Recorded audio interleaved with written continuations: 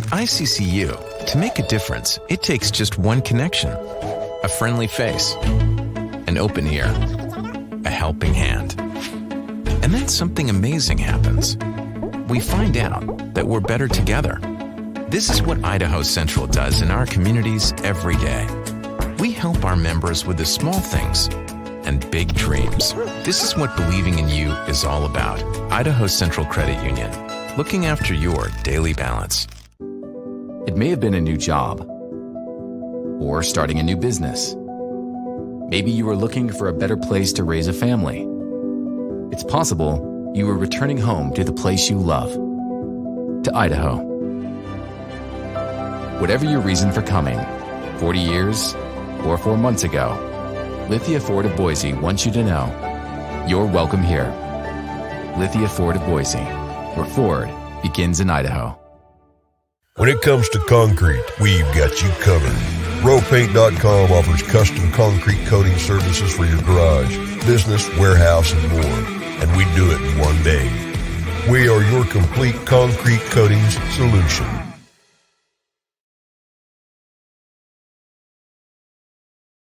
Get ready for the time of your life at Circa Resort and Casino, Las Vegas's newest destination for fun, featuring the world's biggest poolside tailgate party with 3 levels of action, 6 pools, and a 143-foot screen. The fun is always on deck with all the games all year long. Stadium Swim, located in downtown Las Vegas on Fremont Street. Book the time of your life today at circalasvegas.com.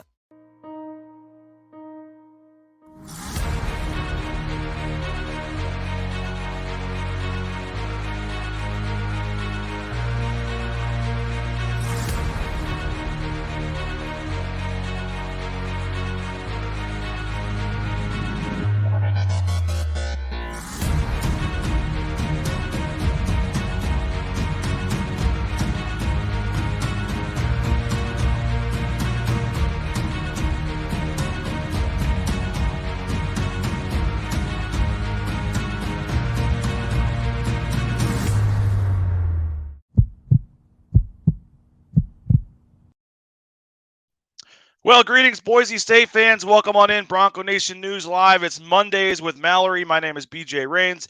That's John Mallory with KTIK 95.3 FM, The Ticket. Host of Idaho Sports Talk with Mike Prater, 3 to 6 weekdays. You can hear them this afternoon. That KTIK app, KTIK.com, all the different ways to listen. And Johnny, we got the new camera, we got the new mic. We're rolling out some new technology today, man.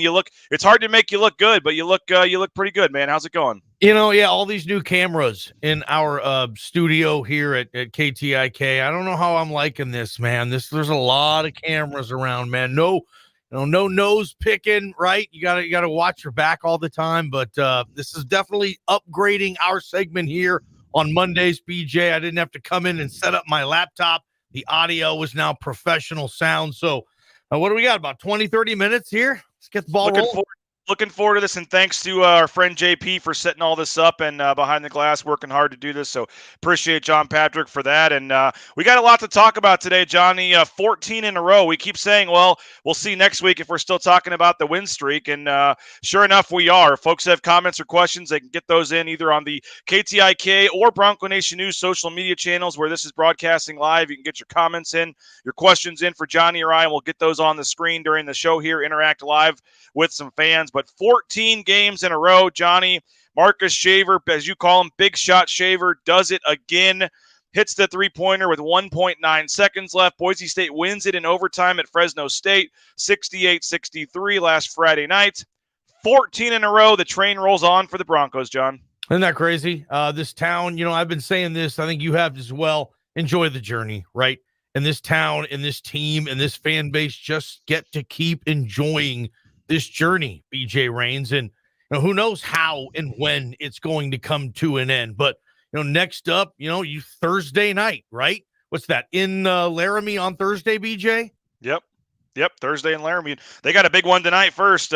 Colorado State is at Wyoming tonight, so that has a little bit of interest for Boise State fans. Boise State gets to sit and relax for a few days. And, yeah, Thursday night in Laramie. I'm looking forward to heading there, and that's going to be another big one because after that, the schedule lightens up a little bit with San Jose and UNLV and stuff. So, yeah, one more big one on Thursday to try to keep this thing rolling. And, BJ, this team's tired, right? That grind, 5 games, 5 states, 11 days. They go 5-0. They're continuing it now. This team needs this week, right? They needed last weekend, Saturday, Sunday. I mean, that's almost a week off in the basketball world, and that's a big week off, man. So I think Leon might have been mentioning a little bit about that in his press conference following the win on Friday, but just this is a time they can rest up a little bit. I don't think you push them super hard in practice these next few days. I think this is a reward for being 16-4, 8-0 in league, and just the cognizance that this is a marathon. This is not a sprint. What happened last year when they won 13 in a row? I believe they finished 6-8.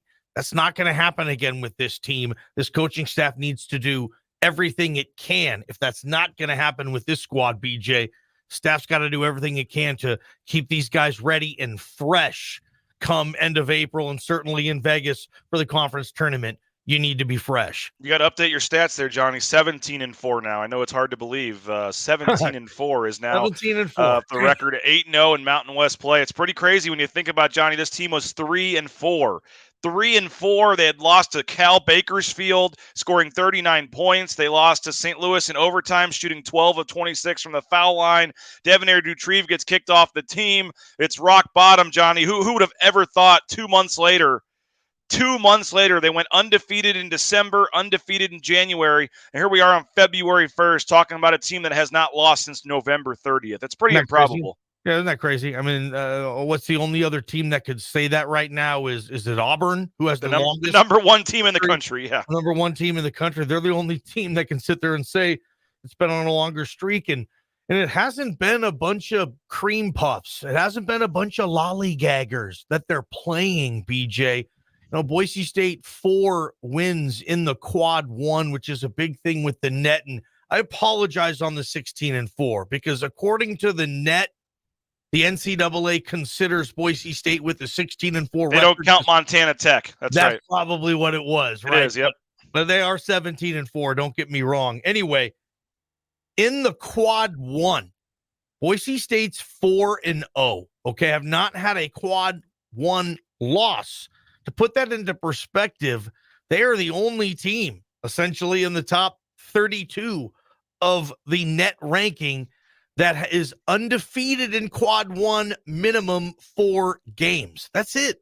Like, they're not losing to good teams. I think the Bakersfield hiccup, I'm just going to leave that in the hiccupville, right? That doesn't mean anything to me anymore if I'm covering this team, if I'm deciding on this team's tournament chances. That was a long time ago. The team looks entirely different. They have 4 quad 1 wins. They've won on the road. They've won like 5 games in 11 days. I think you can forget that and just kind of cross that off the resume. I don't think it's going to kill them anymore, BJ. 7 during this winning streak, Johnny, you mentioned playing good teams. 7 of the 14 wins are top 75 wins, according to KenPom. So you're talking about 7 wins, 4 in a row over top 55 teams. So the last 4 games, all 4 of those teams were ranked 55 or better at KenPom in the net, and the 3 of those were on the road. And Washington State did help out last night. They had a huge win over Colorado, which bumped Washington State up into the quad 1 range for Boise State. So that's why they went from 3-0 in quad 1 games to 4-0 in quad 1 games. They're 3-3 in quad 2, Johnny. So they're 7-3. They look at quad 1, but they also kind of group quad 1 and 2 together. 7-3 in the first 2 quadrants. 10 games in the first 2 quadrants is pretty impressive there as well. And sure.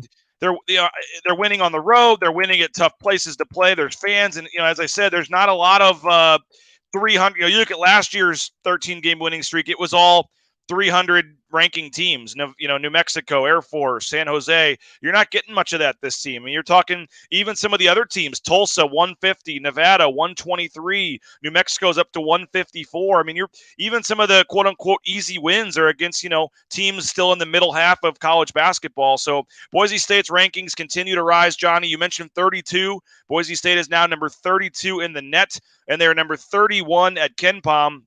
Ironically enough, Boise State woke up Saturday morning, Johnny, after the win against Fresno, ranked number 35 in both categories. So without even playing on Saturday and Sunday, they picked up 4 more spots at KenPom, and they picked up 3 more spots in the net. So they start February ranked 31 at KenPom, 32 in the net. And I know folks say, what's all this mean, Johnny? All these numbers, these rankings. It's still January, kinda.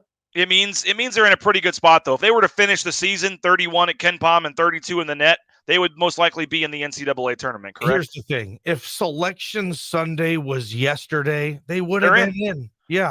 Comfortably. I mean, you look at Joe Lunardi's last bracket. Joe Lunardi's last bracket was Friday, so that was before the Fresno State win. He had him as a 10 seed. Yep. I mean, Joe Lunardi already has Boise State up. I mean, they're going to be in that 8-9 line here pretty soon. Well, how about a Gonzaga-Boise State second-round game in Portland? How about that? How about is that the Boise site this year? Is it Portland? Portland is the closest site. Yep. You've got San Diego is also a site out west. But Boise, ideally, I can't believe we're talking about this. It's 6 weeks away. But just throw in there the best possible situation for Boise State is getting sent to Portland. No question. That would be, and if they could get in that 8-9 game, you have a chance to win the first game. Maybe you get a Gonzaga or somebody in round 2. That'd be kind of fun. And sure. I know it's crazy to talk about, Johnny, but man, we can't help it, dude. It's realistic at this point. I know that's what we do in sports radio type of thing, man. And I know Mike Prater would be saying stop. Yes. But and he probably will on the show today. Try to keep you from doing that. As Randy Stevens says here, Johnny, one game at a time is what Randy says. But I want to go back to that play. Marcus Shaver Jr. again does it again. I got the play here. We'll put it on the screen. Don't have to force it. Marcus Shaver Jr. The great play call. He gets the pump fake. There's the. On the way. Got it! It's a tie game. What do you make, Johnny, of the play call from Tim Duryea and how it worked out? Yeah, Duryea I saw is getting a lot of credit on it, and if you look at the design, people are smart who are crediting him. It's probably a play they've had in their pocket. I haven't seen them run that before. It's an odd play, BJ, because the inbound is in the corner. It was almost like a soccer penalty kick inbound. You never see the ball inbounded from there. So maybe Fresno had a hard time adjusting to that position because they don't practice against it. They obviously got lost in the scrum there. And as clutch a player as we've seen in college basketball this year, gets the ball, has the cognizance, I'll use that word again, on the pump fake there to get himself an open look. And with Shaver now, you're expecting this. I think the entire Bronco Nation watching this, it was one of those shots when that left his fingertip, you're like, dude, that's in. That's in, man. And it keeps doing it. And it's fun to watch with this team. Enjoy the journey, right? Yeah. A little backstory on the play call from Tim Duryea. I had a chance after the game in Fresno to talk to him, Johnny. Basically, he has a binder or a notebook of some sort with some old plays over his 40 years of coaching that he will periodically just look at and kind of refresh his mind on some plays and jots down when it worked or when he used it. He just happened on Friday morning while sitting at the hotel killing some time in Fresno, looked through the book, and that play stuck to him. And he saw that play. He had run it several years prior at a previous stop and just kind of stuck in his mind. And when 4.9 seconds got on the clock, that play instantly popped into his head. And he said, that's the one we're running. The only problem is that play is not designed to be run on the end line. It's designed to be run on the sideline. And they thought the ball was going to be on the sideline. And they're walking out to the court, and he realizes it's on the end line. And I think he's like, well, oh, crap. But he didn't change the call. They stuck with it. Maybe it confused Fresno a little bit with the skip pass there. You had 3 options, which is what I loved about the pass, because you had, as you see there, Max Rice coming off the screen. And then you had what they originally thought was going to happen, Johnny. Let's face it, it's already happened 2 times in the last 3 games. Wouldn't the one guy you want to guard, maybe with 2 players, be Marcus Shaver Jr.? Like how Marcus Shaver Jr. got open, I have no idea. But the original thought was that Marcus Shaver was going to go there. And if you look, Tyson Degenhardt popping out for the 3 was what they expected to happen. They wanted to get it to Shaver. They expected him to be covered, and then they expected Tyson Degenhardt, after setting the pick, to pop out and get the 3 ball, but it turned out perfect for them. Marcus Shaver gets it, the pump fake, and I agree with you. Once he shot the ball, I don't think nobody had any thought that it wasn't going to go in. And then I had no thought that I figured they were for sure going to win in overtime too. When you make that shot, you get the momentum, and they go to overtime, and they got up 8 in overtime, and Fresno State actually came back. But that's 4 in a row now, Johnny, too, where it's come down to the wire, and that's been something too in previous years under Leon Rice, or some of the criticisms, Johnny, is that they can't finish games, they can't close games. The late game strategy from Leon Rice sometimes gets criticized. But during this winning streak, they've won a lot of close games. And there's been a lot of key plays like that, and key timeouts or non-timeouts. I think this coaching staff deserves some credit for what's going on here. Yeah, I think it's the winning coaching staff in the Mountain West right now on a coach of the year type of a platform. I don't think you can disagree with that. They still haven't lost in this league, and you illustrated some of the significant victories they've had in this league too. So no, they're doing a terrific job. Leon's got this thing dialed in. The players, I mean, you talk to these guys like I do. The players are bought in 100% on this mentality, this defensive first philosophy. Nobody cares about who leads the team in scoring. Nobody cares right now that Shaver is the one taking and making the final shot. That's his shot now on this team. That's part of his role. And I think basketball coaches are kind of on this constant quest to define roles. And it's tough to get the kids to always buy in. I mean, Najee Smith, okay? You know his junior college background, right? First team All-American. First team All-American JUCO kid. He probably didn't think he was going to go someplace and come off the bench and accept it. But he has. He's completely accepted it. He's bought in just like any other player. He knows his role. We know some games he's going to be asked to do more than others, and it's working. Like, you got to find the right kids. That's a big thing. I know we want to see how big and fast and athletic and gifted they are shooting the ball and all this, but I think there's a lot to be said for finding the right kind of kids for your program. Maybe you can bring up Devonair Dutrieve on that a little bit too. Dutrieve, it was clear early in the season, BJ, we saw a game together. We're like, dude, it looks like he's sulking on the bench. Like, you could just tell his body language. You don't have any of that on this team, and it's probably one of the reasons why they keep winning, and one of the reasons when the game gets tight, it's a close-knit group. They can circle the wagons a little bit together and get the job done. Good for them, man. Dustin saying Rice said they made it up on the fly moments earlier, had never run it before. That is true. It was a play that, again, Tim Duryea had used in the past, but they had never run it at Boise State. When he drew it up on the whiteboard, that was the first time anybody at Boise State had seen the play, and they were able to do that. Johnny, I want to talk just about the game a little more, and here's some we'll play some highlights from the game itself. Max Rice getting going. How big is that for this team? Oh, it's huge, man. I've been thinking there's going to be a game when they need it, where Max is going to step up big and hit some key shots, play good defense, and distribute the ball well. And Fresno was one of those instances. I don't know if they win that game without Max Rice. I don't think they do. So good for Max. He's starting to get his confidence back, and that's all this was for Max, I think. Coming back from the injury, it's tough, and his confidence was shaky a little bit. Basketball and confidence are like peanut butter and jelly, dude. They go together really well. And certainly Max Rice on Friday, that was getting the job done. Yeah, he played well. That was the big one he just hit right there, the really deep one. Hit from, they called it Jimmer for debt range. Look at this, where he is about 6 feet behind the line, lets it fly. That was the one where he was really feeling it. 13 points in 31 minutes for him. First time all season, Johnny, he hit more than one three-pointer in a game, but he had 3. This was a huge play, though. What do you make? I'm going to pause it here for a second. What'd you make of Orlando Robinson in this game? He had the charges called against him, some of the fouls, but right there he hits the 4-point play on the three-pointer to tie the game. I mean, who would have thought that? The big guy ties the game. You're up 4. It's looking good. 3 minutes to go. Mladen Armouche fouls out, Johnny, and I guess I'll just pause it there for a second and remove this. But you had Robinson doing his thing. You had Tyson Degenhart taking some of the charges that he did. I saw our boy Alex Guerrero saying we need to get a credit card company to give him an NIL deal because he's taking that charge. And he took 5 in that game, I believe. 3 were on Robinson. So that was one storyline. And then again, Mladen Armouche kind of no-showed, right? Didn't score again. I think he only had 2 rebounds, fouled out of the game.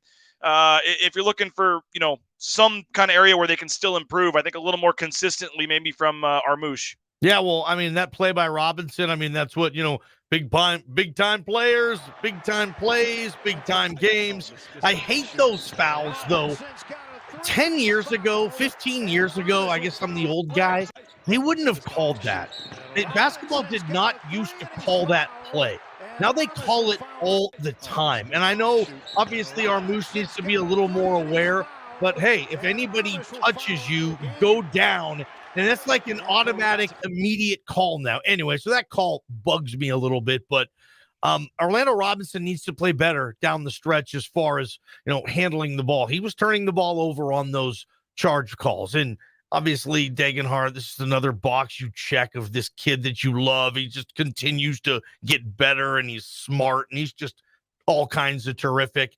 But, Robinson, I thought maybe he was tired there at the end, too. Sometimes when you have late game charges, you're tired. It's a lazy play. And maybe he fell into that a little bit, but obviously it was all crucial. Howard saying, I agree, this team was built on character as much as talent. Leon Rice and staff have done an excellent job. Dustin asking a question here, Johnny. Any idea why Pavle Kuzmanovic isn't getting more minutes? They need extra bodies. I think they're still working him back into the mix. He was out for several games with some different ailments. I think they're still trying to work him back into the mix. Yeah. But who would he play for at this point? Well, Kuz has not seen a second of court time, correct me if I'm wrong, since the pick 6, if you will.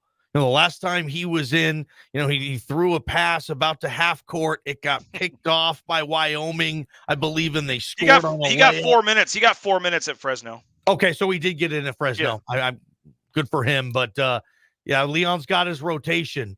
Don't mess with a winning streak. Leon's pressing all the right buttons. And I think what they want to do defensively, I don't know if Kuz brings that to the table. You earn your minutes with this team. Leon says, you're dictating your minutes. And on this team, if you're not going to hit the glass, rebound, and play really good man-to-man defense, I used to love playing zone. You get to be lazy, right? I want to save my energy on D for offense so I can go shoot threes. Leon, this team, you can't do that. Yeah, I mean, you have to work harder on defense than offense. So, no, he's pushing the right buttons. I like where this rotation is. Look, most teams in college basketball, folks, play like 7 or 8 guys. That's it. Even like Duke on a really good year might play 8. You couple 2-3 guys off the bench. That's where college basketball is in right now. These kids are ready to go. They're in really good shape. You get timeouts every 4 minutes on the clock for media, and then coaches each get 4-5 timeouts in a game? These kids are stopping a lot. They're hydrated properly. They can go. Your best players, you want them playing 35, 36, 37 minutes a night, BJ. Yeah, and with that said, you had Tyson Degenhart play 41 minutes in that game. That's you had a lot. Emmanuel Acott played 43 in that game, and so you talked about them needing the break. It's certainly going to come well. Shaver had 14, Acott 16. I thought Acott in the first half hitting a couple of those huge three-pointers to kind of get them off to a nice start was big. And then we mentioned Max Rice, his best game of the season, 13 points. He had 3 of 6 from three-point range and also had that nice tip in on a putback that he scored in from. So, very impressive. And again, as you said, definitely need the day off. They flew back Saturday morning. They were off Saturday and Sunday. They'll return to practice today in terms of a light practice. And then you have tomorrow and Wednesday they fly to Laramie. And we haven't talked, Johnny, since the last Wyoming game. They turn around, 8-9 days later and play Wyoming again. Obviously, figuring out some way to stop Graham Ike is going to be a huge issue for them. They've got to keep Mladen Armouche out of foul trouble and get more production than no points, 2 rebounds, or whatever he finished with against Fresno. What's your take on this team trying to keep this thing rolling, going to 15? Again, a big one tonight, which I'll be watching. I think a lot of people will be watching Wyoming and Colorado State. And then, all of a sudden they turn around Thursday and get Wyoming. Probably going to be a huge crowd in Wyoming, especially if they beat Colorado State tonight.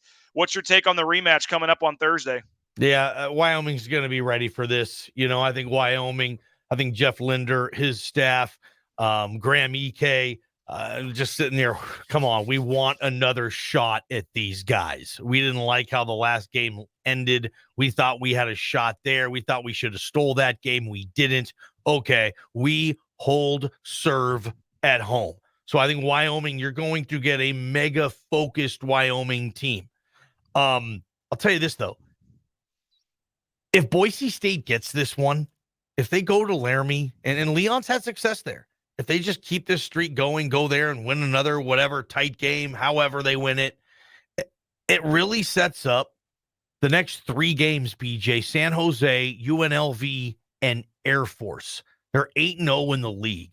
So if they get this Wyoming win, that moves 9-0 in conference play, and the next 3 are all winnable games. I mean, this could be 11-1, 12-0 in league after 13 games or 12 games, right?